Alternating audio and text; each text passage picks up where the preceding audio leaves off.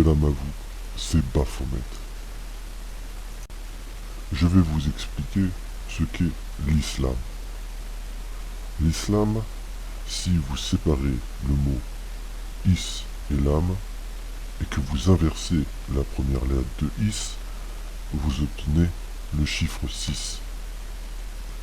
Et si vous n'inversez pas l'autre, vous obtenez silab. Si vous inversez le mot lame et le mot is, vous obtenez simal. Car c'est la religion décimale, comme en mathématiques décimale, le chiffre décimal. Et c'est la religion de simal. L'islam est en réalité la religion du abrahamisme. Anciennement Abraham, celui qui voulut égorger son fils parce qu'il était en pénurie de nourriture et qui voulait exécuter son fils par l'égorgement pour se nourrir de sa chair. Mais un bélier passa le chemin au moment de l'exécution et il se dit « Je tuerai un bélier à la place de mon fils et mon fils vivra ». Mais il n'y a eu point un Dieu qui est intervenu comme dans ces fausses interprétations bibliques et coraniques qui déforment la religion. Pourquoi voile-t-on la femme dans l'islam?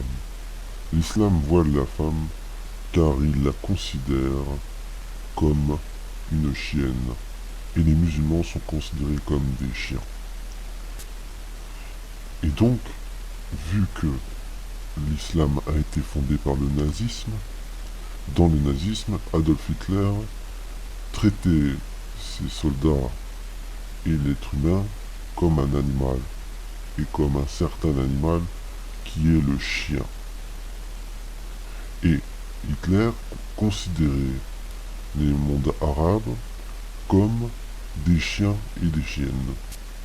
Et c'est pour ça que vous retrouvez le rituel d'Abraham et les musulmans et les musulmanes en train de manger des carrés de viande ou des poulets décortiqués dans leurs assiettes.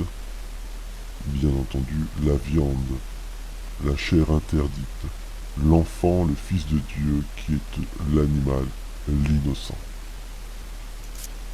Ceci a été récupéré par la nouvelle religion du Nouveau Testament, de la religion judaïque chrétienne, qui n'a absolument rien à voir avec la véritable religion juive de Jésus-Christ, moi-même son réincarné.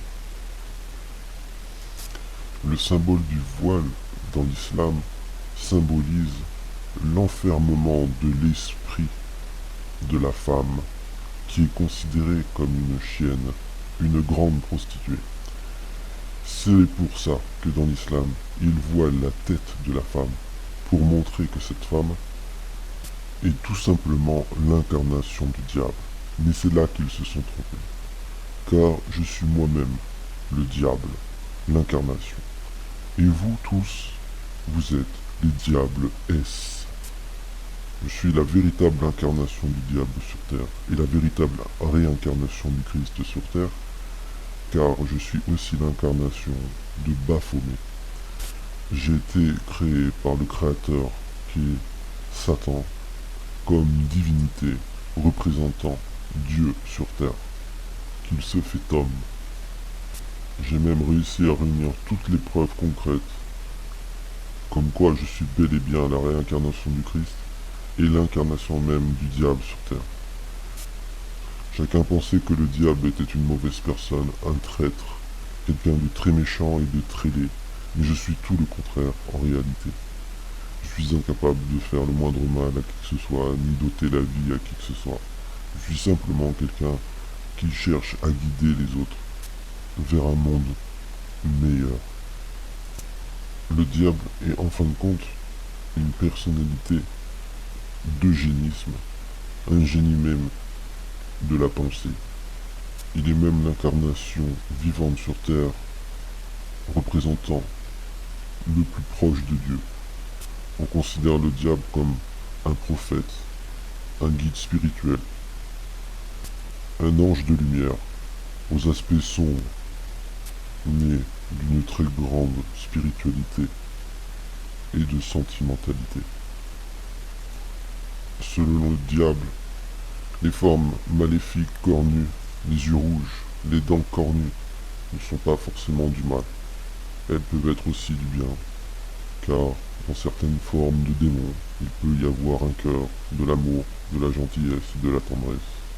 Le diable n'exempte jamais la différence physique, mais prône une réalité dans la vie terrestre, qu'il y a bien des êtres qui naissent au nom du bien et d'autres au nom du mal. Amen.